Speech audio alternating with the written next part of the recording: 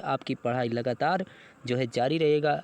आइए आगे देखते हैं आज के क्या क्या प्रश्न बनने वाले हैं। आइए देखते हैं पहला प्रश्न। आज का पहला प्रश्न है कि शुष्क बुझा हुआ चूना पर जब क्लोरीन गैस की क्रिया कराई जाती है तो कौन सा पदार्थ बनता है। यानी कि शुष्क बुझा हुआ चूना पर जब क्लोरीन गैस की क्रिया कराई जाती है तो कौन सा पदार्थ बनता है। विरंधक चूर्ण बनता है, कैल्शियम क्लोराइड बनता है, हाइड्रोक्लोरिक अम्ल बनता है या फिर जल बनता है। बताना यह है कि यहाँ पे करेक्ट आंसर क्या होने वाला है। बताइए, बुझा हुआ चूना पर जब क्लोरीन गैस की क्रिया कराई जाती है तो क्या बनता है। तो अगर सही ऑप्शन की बात करें तो ऑप्शन नंबर ए यहाँ पे करेक्ट आंसर हो जाएगा कि विरंजक चूर्ण। ऑप्शन नंबर ए हमारा करेक्ट आंसर यहाँ पे होने वाला है। क्या हो जाएगा, ऑप्शन नंबर ए हमारा करेक्ट आंसर हो जाएगा। अगला प्रश्न देखते हैं। अगला प्रश्न कहा गया यहाँ पे, क्या कहा गया है कि लिटमस रंजक बैंगनी रंग का होता है जो निकाला जाता है कहाँ से, यह बताना है।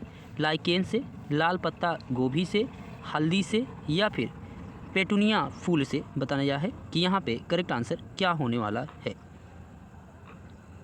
बताइए, तो इसका करेक्ट आंसर की अगर बात करें तो लाइकेन जो पौधा होता है उससे यह प्राप्त होता है। ठीक है, अगला प्रश्न देखते हैं। अगला प्रश्न कहा गया यहाँ पे कि कठोर जल को मृदु जल बनाने के लिए सोडियम के किस यौगिक का उपयोग किया जाता है, यह बताना है आपको। NaCl का, Na2CO3 का, NaOH का या फिर NaHCO3 का। बताना यह है कि यहाँ पे करेक्ट आंसर क्या हो जाएगा। अगर करेक्ट आंसर की बात करें तो ऑप्शन नंबर बी हमारा यहाँ पे करेक्ट आंसर हो जाएगा। क्या, Na2CO3। ठीक है, क्या हो जाएगा यहाँ पे करेक्ट आंसर हमारा Na2CO3। आइए अगला प्रश्न देखते हैं। अगला प्रश्न कहा गया यहाँ पे, क्या कहा गया है, निम्नलिखित में से कौन विजातीय यौगिक है। चूना पत्थर, ऑप्शन ए है चूना पत्थर, खड़िया, संगमरमर, प्लास्टर ऑफ पेरिस। बताना यह है कि करेक्ट आंसर क्या हो जाएगा। चौथे के करेक्ट आंसर क्या हो जाएगा। अगर चौथे के करेक्ट आंसर की बात करें तो यहाँ पे प्लास्टर ऑफ पेरिस हमारा करेक्ट आंसर हो जाएगा। ठीक है, अगला प्रश्न देखते हैं। अगला प्रश्न कहा गया, निम्नलिखित में से pH का कौन सा समान क्षारक विलयन का मान देता है। बताइए, क्या 2, 7, 6, 13। बताइए यहाँ पे सही आंसर क्या हो जाएगा, तो 13। ऑप्शन नंबर डी यहाँ पे करेक्ट आंसर हो जाएगा। अगला प्रश्न देखते हैं। अगला प्रश्न कहा गया है कि निम्नलिखित में से pH का कौन समान क्षारक विलयन का समान मान देता है, यह बताना है। तो यहाँ पे क्या हो जाएगा, ऑप्शन नंबर 13 हमारा करेक्ट आंसर था। ठीक है, ऑप्शन नंबर डी हमारा करेक्ट आंसर था। अगला प्रश्न देखते हैं। अगला प्रश्न कहा गया आपसे, क्या कहा गया, सोडियम हाइड्रोक्साइड का pH मान कितना होता है, लगभग कितना होता है, ये बताना है। 11 होता है कि 12 होता है, 13 होता है या फिर 14 होता है। बताना है कि करेक्ट आंसर क्या हो जाएगा, तो 14 होता है। ऑप्शन नंबर डी हमारा करेक्ट आंसर यहाँ पे हो जाएगा। ठीक है, अगला प्रश्न देखिए। अगला प्रश्न है, निम्नलिखित में कौन सही है, यह बताना है। ध्यान दीजिए और बताइए कि यहाँ पे करेक्ट आंसर क्या हो जाएगा। देखिए, पहला, दूसरा, तीसरा, चौथा, ध्यान दीजिए और बताइए ऑप्शन नंबर कौन सही हो जाएगा, कौन सही है बताना है आपको।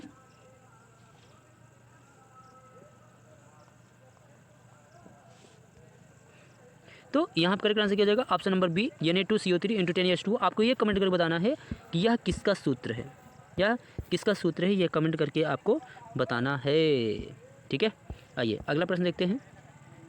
अगला प्रश्न कहा गया है यहाँ पे, क्या कहा गया है कि जो चूना पत्थर है, खड़िया एवं संगमरमर किस विविध का रूप है, यह बताना है। तो बताइए, NaHCO3 का है, NaOH का है, CaOH ट्वाइस का है या फिर CaCO3 का है। बताना यह है करेक्ट आंसर क्या हो जाएगा, तो CaCO3 का होता है। ठीक है, अगला प्रश्न देखते हैं।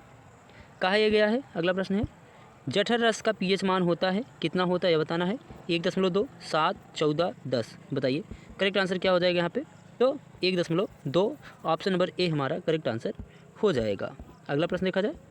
हाँ, अगला प्रश्न मोस्ट इंपॉर्टेंट है। बताना यह है कि नीला जो थोथा होता है यानी तूतिया का जो रासायनिक सूत्र होता है वह क्या है, यह बताना है। CuSO4 × 7H2O, CuSO4 × 5H2O, CuSO4 4H2O या फिर CuSO4 × 7H2O। बताना यह है करेक्ट आंसर क्या हो जाएगा। तो नीला थोथा की बात करें तो CuSO4 × 5H2O यहाँ पे correct answer, option number B हमारा करेक्ट आंसर हो जाएगा। ठीक है, अगला बात करते हैं।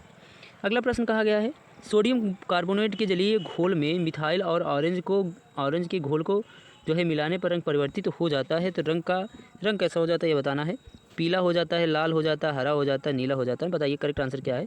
तो अगर सोडियम कार्बोनेट को जली विलयन में जो है मिथाइल ऑरेंज के साथ जो है घोल दिया जाए तो उसका रंग कैसा हो जाता है, तो पीला हो जाता है। कैसा हो जाता है, पीला, यानी कि ऑप्शन नंबर ए यहाँ पे हमारा करेक्ट आंसर हो जाएगा। चलिए आपकी बार मोस्ट इंपॉर्टेंट है, बताइए चीनी का रासायनिक सूत्र क्या है।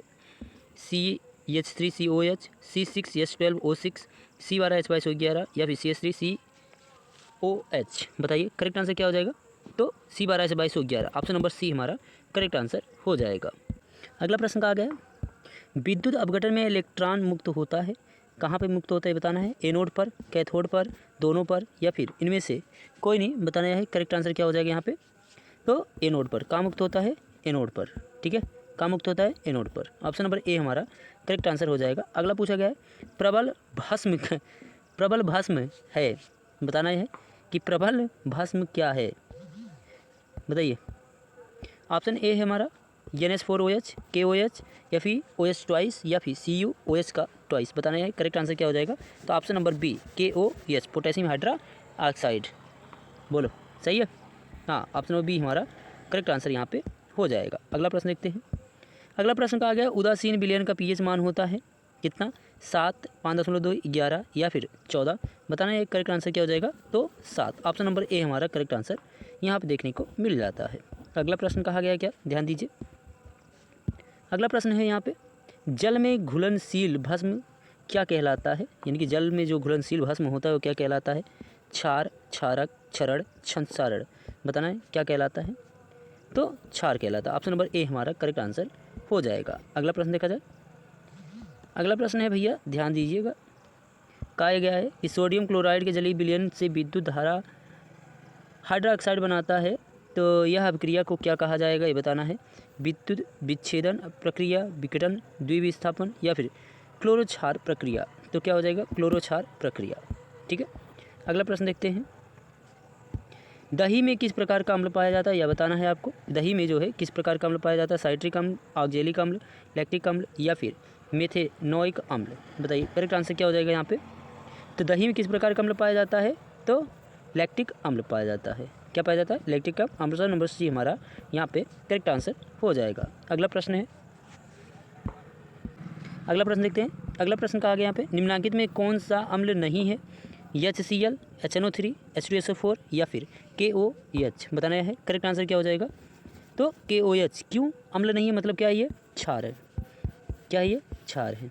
ठीक है, अगर HCl की बात करें टूटेगा तो H प्लस और Cl माइनस में टूटेगा, जो प्लस में टूटता है वही क्या है, अम्ल होता है। ठीक है, इसी प्रकार से अगर बात करते हैं HNO3 की, यह टूटेगा H प्लस, जबकि NO3 किस में टूट जाएगा, माइनस में टूटेगा। ठीक है, तो यह भी क्या है, अम्ल है। इसी प्रकार से अगर बात करें H2SO4 की, तो अगर H2SO4 टूटेगा तो वह भी किस में टूटेगा, H plus 2H plus plus SO4 minus 2 minus में टूटेगा। ठीक है, इस तरीके से ये तीनों ही अम्ल हैं, जबकि KOH अम्ल नहीं है। ठीक है, अगला प्रश्न देखते हैं। कहा गया है यहाँ पे, अगला प्रश्न देखते हैं। अगला प्रश्न कहा गया है, निम्नलिखित में से कौन लवण है, HCl, NaOH, K2SO4 या फिर NH4OH। बताना यह है कि करेक्ट आंसर क्या हो जाएगा, तो K2SO4 यहाँ पे जो है लवण हो जाएगा। ठीक है, तो आज के लिए इतना ही रखते हैं। ध्यान दीजिए, आपको जितने भी प्रश्न